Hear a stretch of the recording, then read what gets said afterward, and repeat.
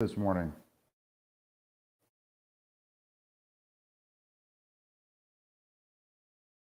Linda? Well, and well, all is well in the world. Any cool, any cool stories?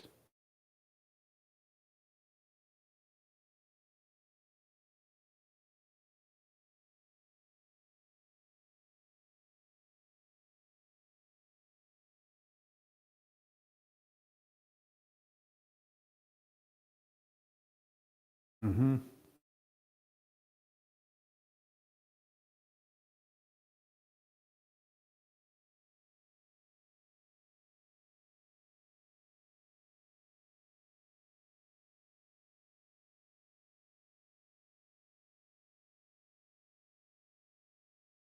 Yeah, everybody ends up hating each other is a real thing.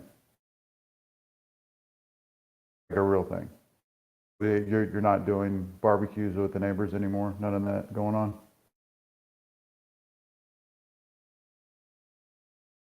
No.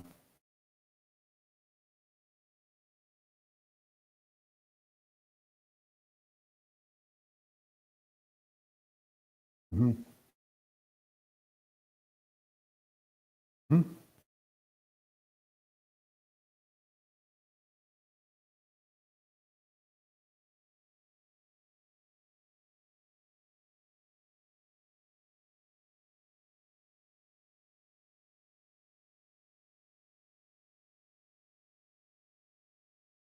Very interesting.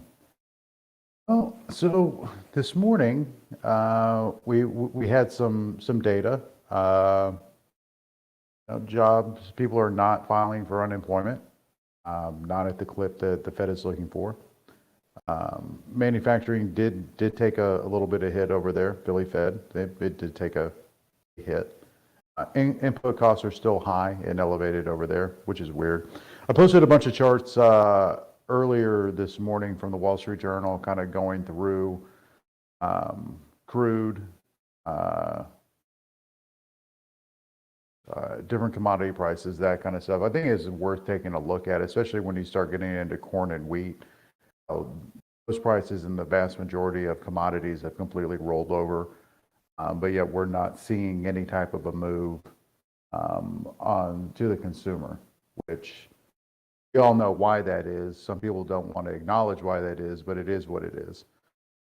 Housing starts have, the chart is there also, going down substantially, going back. We get more data on that after the open. Um, just a lot of stuff that when you look at the actuals as opposed to the narrative, you're like, well, what's really going on? I don't know. I don't know, Bender. I don't know what's really going on. I think the answers to what really going on are things that I don't think a lot of people are ready to digest. So because of that, we can move into what's going on. UK Prime Minister Truss says that she will resign as soon as they find somebody to take her job. It's less than 2 months into the position. She said, I can't do it.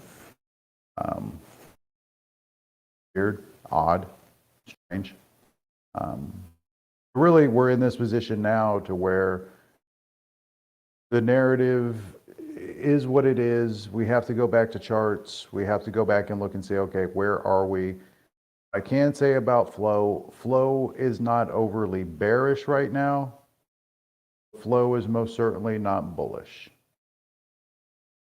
So balancing that out, knowing what the game is right now, we do not have overly bearish flow sitting in front of us. We do not have real bull lines in front of us either. So we have to kind of acknowledge that and be like, okay, so what do we do? It's almost as if flow is waiting for the next shoe to drop in some capacity, whether it be a catalyst to the upside or whether it be a drawdown to retest some of these lows. The highlight, in addition to the Astros winning yesterday for me, was the conference call for Tesla, where Elon basically made fun of the Fed for looking through the rear view instead of the windshield. Thought it was so funny that he made the joke and then he laughed. And like a minute later, he made the joke again and he laughed again. That was probably my exact same joke. That was probably my highlight. In addition to him saying that, Tesla will have a larger market cap than both Apple and Aramco combined within the future. That was definitely entertaining. The pump man came on, did the pump, but then he corrected that in saying, but that's not including Optimus. So that valuation he gave is not including the sex robot vendor. Just so you're aware that that's what's going on. Anyways, sex robot, yeah, yeah, something like that. Which, uh, if it has capabilities, it's like people are going to pay that freight, man.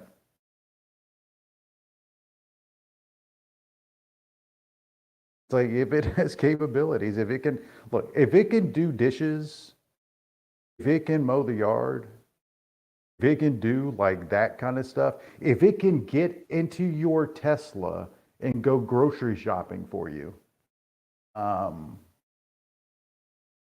right? It's like then it's like we're talking about a whole. It's like I've often looked at my dogs and I'm like, bro, can you run down to the corner store and get me some shit? It's like, what if you could just strap a couple of bucks onto your pup and be like, hey man, go get me some stuff. Um, be kind of cool. Anyways, all in all, it's like when you look at that Tesla quarter, growth is still there. Expectations were not met, but the growth is still there. So it's hard depending on what your lens is. You can view that ER in a number of different ways. So I'm going to view it the way I'm going to view it, and let the others view it the way they're going to view it. What you got on them lines, man?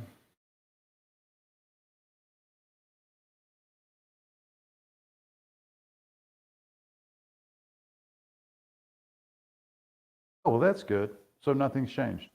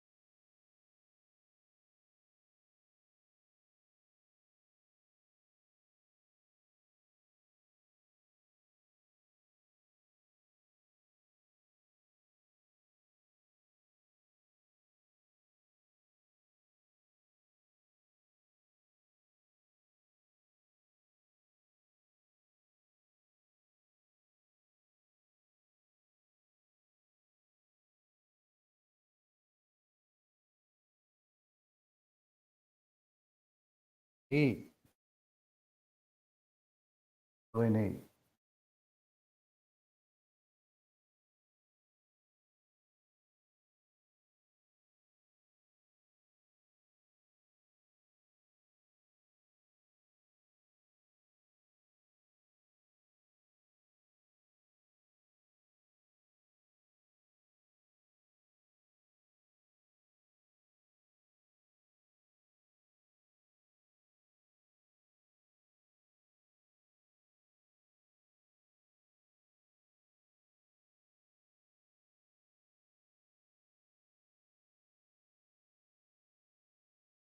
It's interesting. There's an article out this morning that the coast of Europe is littered with natural gas tankers waiting for price of gas to go up so they can port and unload. And then another article flipping back around saying, well, they may have been wrong about the severity of the winter in Europe this year, and so maybe there's not a problem. There's not an issue there either. It's just like, oh man, day in and day out, it's like you really, really just scratch your head at some of the stuff that drives and pushes the market into different things. It's really, really wild. Like really, really wild in understanding this. And it's like to come back to the idea at the end of the day and being like, yeah, no, corporate America has nothing to do with inflation. It has nothing to do with the cost of it. Has no. We can't look at corporate America as having any role or any responsibility in this in any capacity.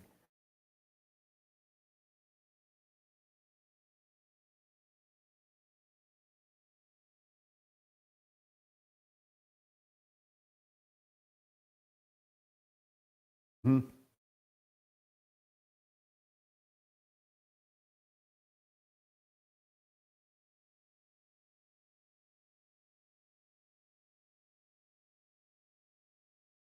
Hmm.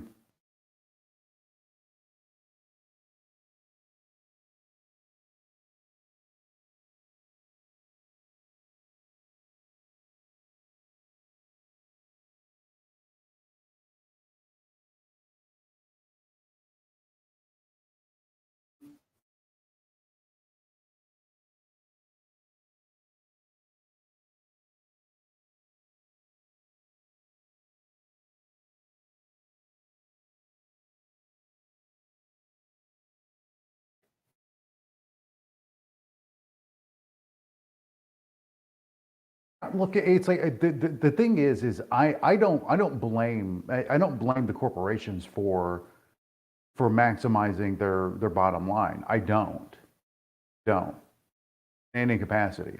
That's their job to do that. But when you go through a cycle of saying we have to raise prices, it's like supply chain busted, supply chain this, commodities are this. It's like you have lumber through the roof, you have copper through the roof, you have everything just going nuts. It's like you have crude over 120. It's like you start going through all of these things that they were talking about that stimulated inflation. But now we have what, crude under 90. We have lumber at like multi-year lows. It's like you look at that chart that I posted on corn and wheat when we talk about big drivers of inflation are food costs, and those are down substantially from when the war began in Ukraine. And then you look at it, it's like Ukraine's exports of corn and wheat are back to levels before the Russian invasion. It's like you start adding all of these things up, and it's like, what the fuck is going on here? What the fuck is going on? What's going on? You have the oil rig count at pre-pandemic levels now, as far as active wells. You continue to dig into this, and it's just like, what the fuck is going on, man?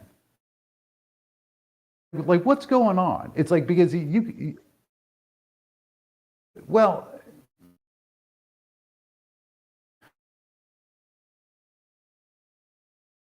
I actually do.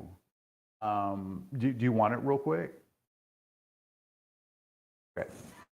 Okay. Well, actually, we'll let Stockington do his dance, and then I'll do that. He got a dog to walk and whatnot. All right. Good stuff there.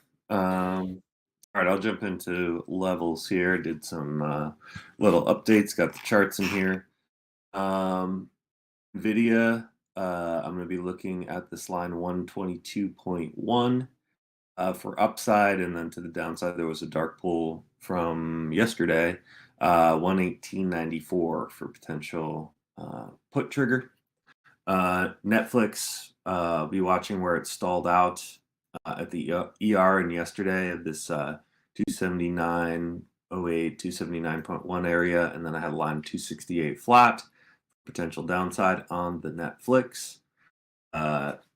Apple had some dark pools pre-market. I noticed right here at 142, or was it 143.86? Had repeat dark pools there on the Apple.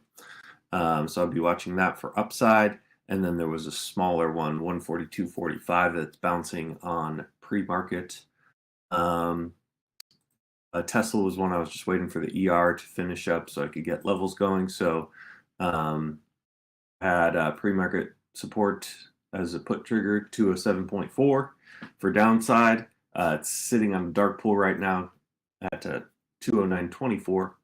Then pre-market resistance for potential trigger to the upside was 212.34.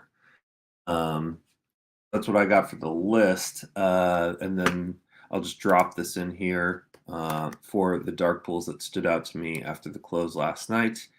There was a thick one on Bender's ATIS that jumped out. Then the big one was the XLC right there. And I know some of you guys like to trade Google, so I threw that in there too because they hit it a couple times. But the XLC one is massive. So that would be one I would be keeping an eye on if you like to trade that. But that's all I got. All right, very good. Thank you, sir. So yeah, just in real quick, as far as a couple of levels of importance, and then the important stuff will be over, and I'll get the tinfoil hat on and go ahead and babble for a minute. But we need to look at this. Bender said basically the same game as yesterday. I completely concur. We're looking at UVXY. We need to stay under 1250. Okay, over there. Ironically, on the dollar, we need to stay under 112.50.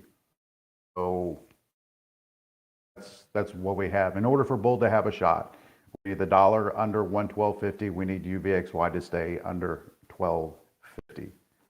Moves over that, give bear the ball. First and goal at the 1. Let's put it like that. All right. So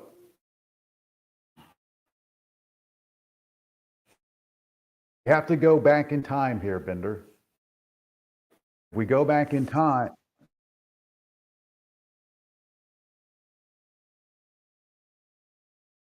We we have to go back in time. We have to go pre-pandemic. Okay?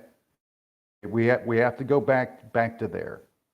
Pre-pandemic, we had conversations and issues as for referring to deflation. That was the big conversation point going around. Deflation, deflation, deflation. Conversations about universal income. Because, hey, people aren't going to have jobs because of automation and everything else. And it's like, so, what are we going to do with the citizens? So we need to give the citizens money in order to stay at home. Okay? So goods are getting cheaper, blah, blah, just on and on and on, right? So when you have the pandemic, you have forced lockdowns, you have what I believe now to be a massive experiment that took place with universal income, and that was pumping STEMI left, right, sideways, giving money to corporations, to citizens, to everybody in between. It's like I even think people were able to file unemployment for their pets, get stimulus checks for their support animals. It's like it was that ludicrous what was going on. So you had a bunch of people getting money, swish cash, and we started getting citizens that had too much time on their hands. Too much time on their hands. And what were they doing? You had protests, you had riots, too much time on their hands. So the overall concept was, okay, so there would be free versions of slavery to where, the government's going to take care of you and give you money to live. That experiment failed ultimately. As that experiment failed, and understanding that you can't control the citizen because they will have idle hands, they're going to be out there creating a muck, the game flipped. Then you had cost of goods rising via supply chain, and this ultimate goal in mind as far as control flipped to where if we're going to create slaves, Let's create slaves that have to work in order to survive as opposed to ones that have idle hands. And I think now we're in a situation to where the government, not only our government, but other governments want us specifically to be working our asses off to the bone and having no time to question anything because we are concerned about how to put money into our tanks. We're concerned about how we're going to pay our bills. We're concerned that we're not going to have money for retirement. We're concerned about all these things. So we work. We get back into the system, get our little W-2. We contribute to our Social Security. We contribute to Medicare. We contribute to all of those things. In the meantime, corporations have a free pass because we live in this thing that's kind of in America, kind of like a free market, but it really isn't. The only thing that controls at the end of the day is money. Governments, especially ours, feel much more comfortable with corporations banking profits than they do with people having money in idle hands. Right now, there is nothing that we can do. What are you going to do? Honestly, what can anybody do to say, you know what? You can't charge that much for a t-shirt. You can't charge that much for a gallon of milk. Eggs, it can't do it. Can't do it. It's like there are elements of, and you hear a lot of people talk about the Great Reset, both sides, blue hat, talking about the Great Reset over and over and over and over again. There are too many elements at play right now that point into the direction of widening the wealth gap, creating more of a serf, like the elites in a serf type of culture in this country, than I think that there's ever been before. Moves that, but they're accelerating it. So even this stuff now with the Fed and what they're doing, their mandate was we want to crush wages, we want to loosen the job market, we want to impact housing. Okay, so if you impact housing, there's a housing shortage. Okay, you are raising rates, so now you're paying on a monthly basis for basically the same house 40% more than what you were paying a year ago if you're buying a home. These rates. Okay, so what does that do? That keeps Johnny and Peggy Sue from buying their first house. Does not keep them.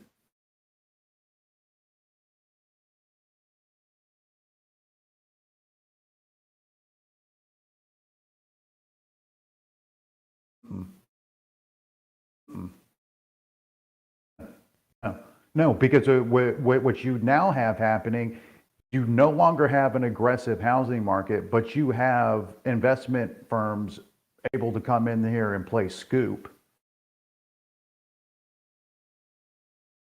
What are they doing? Renting the American dream. Bezos has a company doing it. It's like probably 20 companies out there that will buy any shit stick of a house that they can get their hands on, put some bullshit upgrades into it, and then rent it. So rent's going up. In 08, well, yeah. But I think,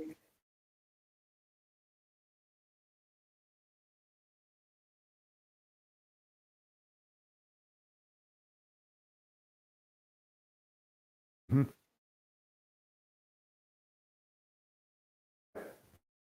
yeah, and they had the ability to do it. Um,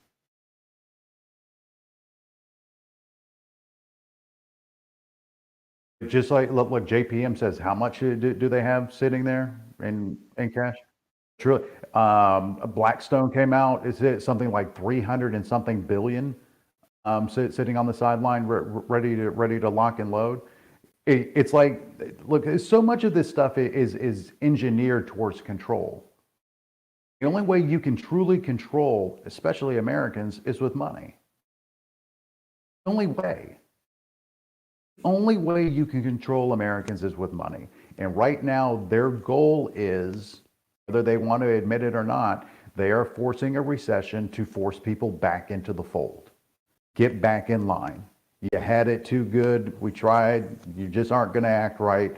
We're going to beat you back into submission. You can't look at the price of commodities,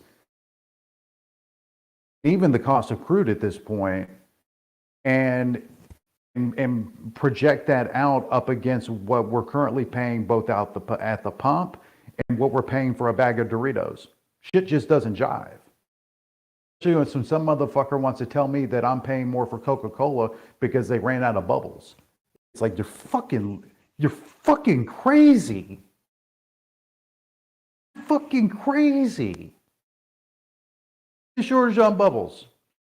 So it's like, yeah, the experiment failed. Like, again, Aviator want to reiterate it. And so now we're right back in a position to where they want us beat down. They want us within the system. They want us just, hey, you go to work, damn it. You pay your taxes. And these multiple trips that you take on an annual basis to Disneyland, no, buddy. You get that Disneyland trip with your family once every 2 years now, 3 years, 4 years. You're going to have to save up from that. That's not going to be a thing. Not going to be a thing. And you can't justify us paying more both out at the pump and in the grocery store when you have companies being like, we just turned record profits. Why is that? Oh, the supply chain loosened up. Oh, really? Really? So you're gonna return this back to the consumer? No.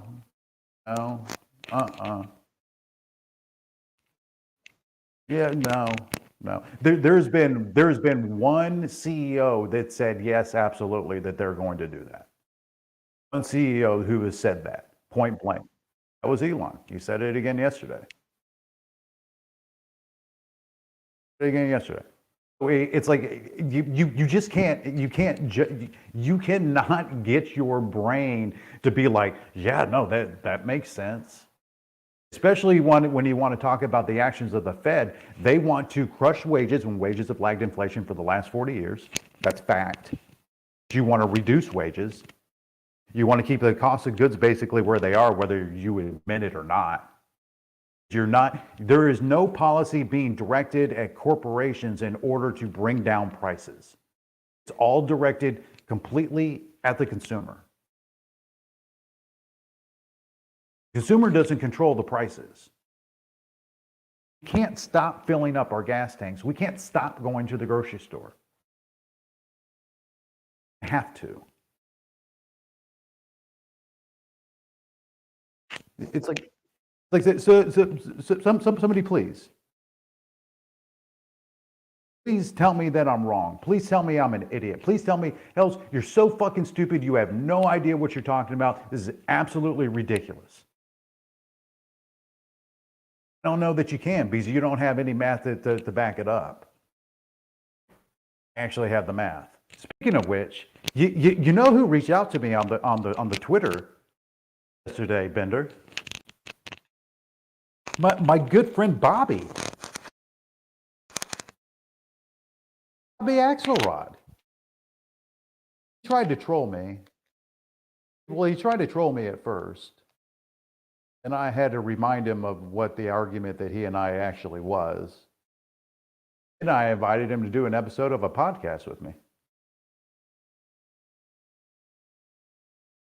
Bobby's great people. Love Bobby. Always love Bobby. I'm excited to do a podcast episode with Bobby. I think it's going to be awesome. Be good to talk to him again. Anyways, figured I'd share all that there. We have 10 minutes until open, 10 minutes until... All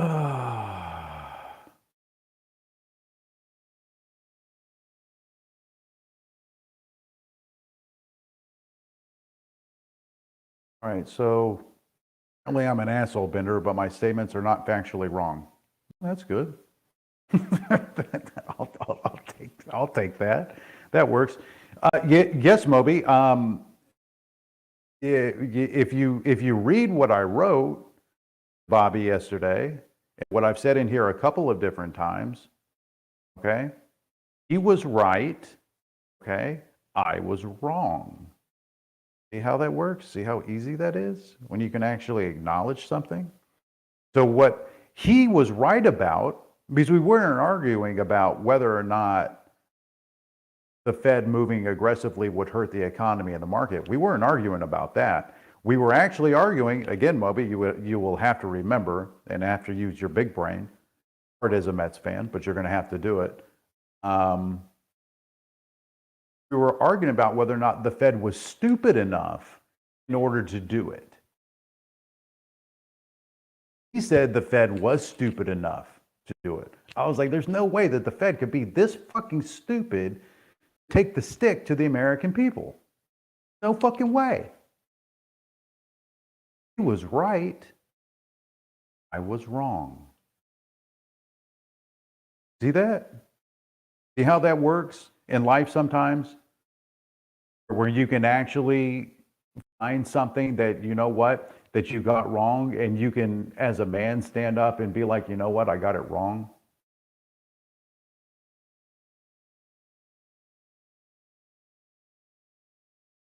I don't know. I don't see any point in doubling down on stupid. That's what the Fed's doing. That's what I'm criticizing them on.